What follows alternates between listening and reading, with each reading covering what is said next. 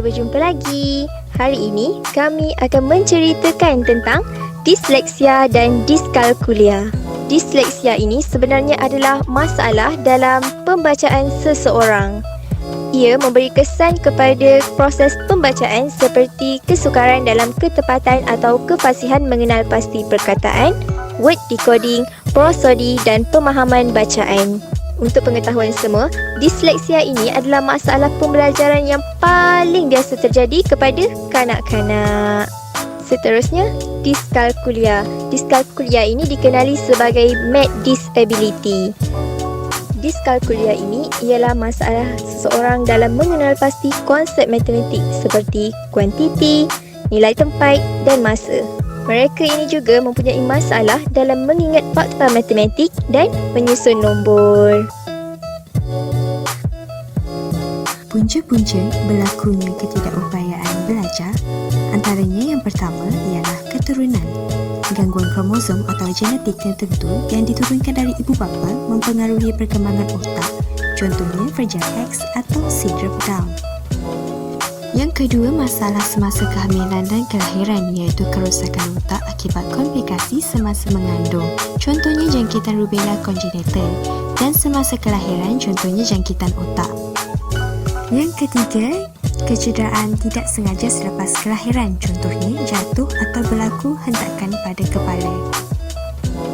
Punca keempat ialah persekitaran sosial, contohnya aspek psikologikal dan motivasi daripada orang yang rapat di sekeliling seperti ahli keluarga dan rakan di sekolah, menentukan perkembangan masalah individu. Punca kelima iaitu kognitif, contohnya pembentukan dan perkembangan otak yang abnormal menyebabkan berlakunya masalah pada kognitif. Seterusnya, ciri-ciri disleksia. Antaranya ialah kesukaran untuk menterjemahkan gambar bertulis, kesukaran untuk mempelajari hubungan antar huruf dan bunyi, kesukaran untuk memecah perkataan menjadi bunyi komponennya dan kesukaran memadankan kombinasi huruf dan bunyi tertentu. Selain itu, sebilangan besar individu disleksia mempunyai kecerdasan IQ yang normal, tetapi mereka membaca pada tahap jauh lebih rendah daripada yang dijangkakan. Individu disleksia melihat huruf, perkataan dan ayat pula adalah berbeza. Seperti yang pertama, perkataan yang kabur atau masuk dan keluar secara tidak fokus. Yang kedua pula, perkataan yang bergerak ke atas dan ke bawah dari sisi ke sisi.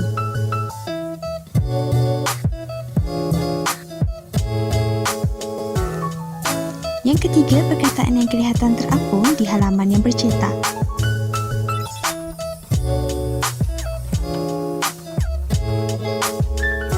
Keempat, perkataan yang dirapatkan bersama atau mempunyai jarak antar huruf yang besar. Kelima, perkataan atau ayat yang berganda. Ciri-ciri diskalkulia antaranya ialah: pertama, kelewatan dalam pengiraan, iaitu kurang yang memahami asas prinsip mengira berbanding rakan sebaya. Yang kedua, kelewatan dalam menggunakan strategi pengiraan untuk penambahan, iaitu cenderung terus menggunakan strategi yang tidak cekap untuk mengira fakta penambahan menyebabkan masa yang diambil lebih lama daripada rakan sebaya. Yang ketiga, kesukaran menghafal fakta aritmetik, iaitu mempunyai kesukaran besar dalam menghafal fakta penambahan, penolakan dan pendarapan, dan kesukaran ini berterusan sehingga sekurang-kurangnya usia 13 tahun. Keempat, kurangnya number sense dan mempunyai kesukaran asas dalam memahami kuantiti dan membandingkan dua nombor, contohnya yang lebih besar 7 atau 9. Yang kelima, masalah dalam penolakan, manakala yang keenam, kesukaran menggunakan jari untuk mengira, contohnya mengira dengan perlahan atau tidak tepat. Yang ketujuh pula ialah kesukaran untuk menguraikan nombor, contohnya tidak menyedari bahawa 10 adalah hasil tambah 4 dan 6. Yang ke-8, kegelisahan atau berfikiran negatif terhadap subjek matematik disebabkan oleh diskalkulia. Akhir sekali, bermasalah dalam belajar dan memahami kaedah penakulan serta pelbagai langkah prosedur pengiraan.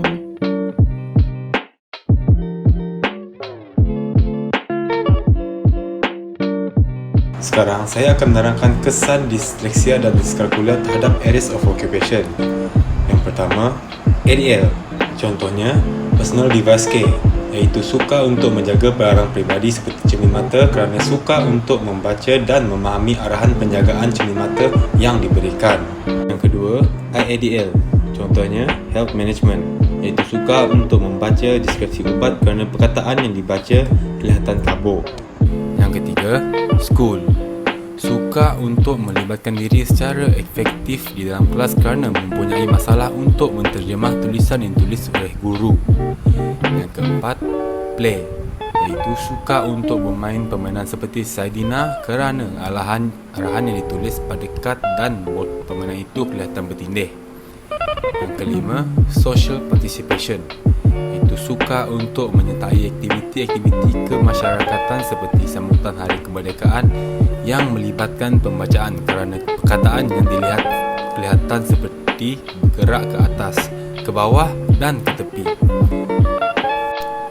Untuk diskalkulia, yang pertama ADL, contohnya bathing and showering. Suka untuk menggunakan pemanas air ketika mandi kerana kurang pemahaman tentang tahap kepanasan yang dilabel menggunakan nombor. Yang kedua, IADL, contohnya money management, iaitu suka untuk menabung kerana mempunyai masalah untuk melakukan multi-step calculation. Yang ketiga, school, iaitu suka mengikuti kelas subjek matematik kerana kurang pemahaman tentang prinsip asas matematik seperti tambah, tolak, darab dan bahagi. Yang keempat, play, iaitu suka untuk bermain permainan yang melibatkan nombor seperti Saidina kerana kurang pengetahuan untuk menilai kuantiti duit. Dan yang terakhir, social participation, iaitu suka melibatkan diri di dalam aktiviti keluarga yang melibatkan pengiraan kerana mengalami anxiety terhadap matematik. Antara penilaian yang kita boleh lakukan untuk mengenal pasti seseorang kanak-kanak itu mempunyai disleksia atau diskalkulia ialah Denver Developmental Screening Test 2. Ia digunakan untuk mengenal pasti kebolehan kanak-kanak dalam pelbagai task. Terdapat 125 task di dalam Denver yang mengkaji keupayaan kanak-kanak dalam personal social, fine motor adaptive, language dan gross motor. Penilaian ini sesuai untuk kanak-kanak berumur 0 sehingga 6 tahun. Seterusnya, School Function Assessment atau dikenali sebagai SFA.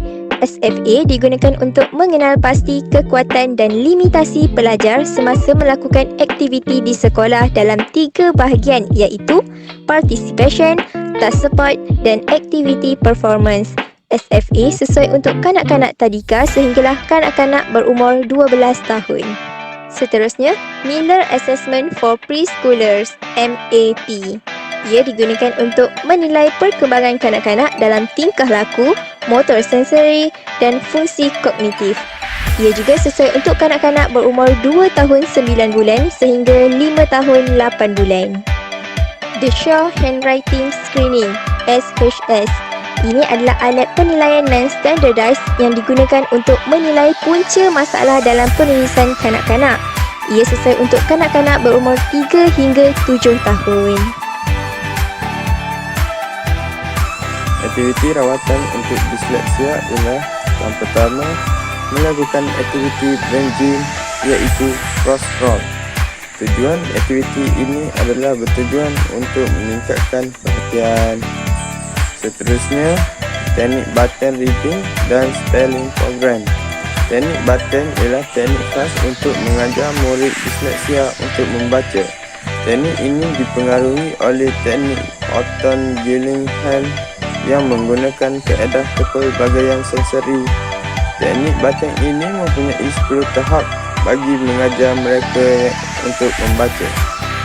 Seterusnya, yang ketiga, mengintegrasi aktiviti persepsi visual dalam permainan, mencari atau mengira objek tersembunyi dalam gambar. Kemahiran ini adalah untuk meningkatkan kebolehan mengecam dan sebagai latihan kepada otak berfikir.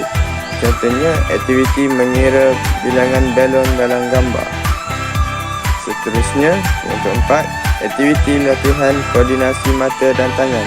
Aktiviti ini dilakukan dengan latihan membaling bola tenis ke atas, menepuk tangan 2 kali dan menangkap bola tenis itu semula. Aktiviti ini sesuai untuk kanak-kanak yang berusia 6 tahun dan ke atas. Dan yang terakhir, adaptasi pembelajaran sekolah. Guru dan pihak sekolah memainkan peranan yang sangat penting untuk mengurangkan gangguan pembelajaran dan memasukkan kanak-kanak ke dalam bilik darjah melalui strategi seperti memberi arahan lisan dan bertulis dengan jelas, menjelaskan aktiviti-aktiviti yang akan dijalankan selain merangsang aktiviti dalam kumpulan dan di luar kelas. Aktiviti rawatan untuk kanak-kanak yang mempunyai masalah diskalkulia. Yang pertama, aktiviti menggunakan nombor dan matematik.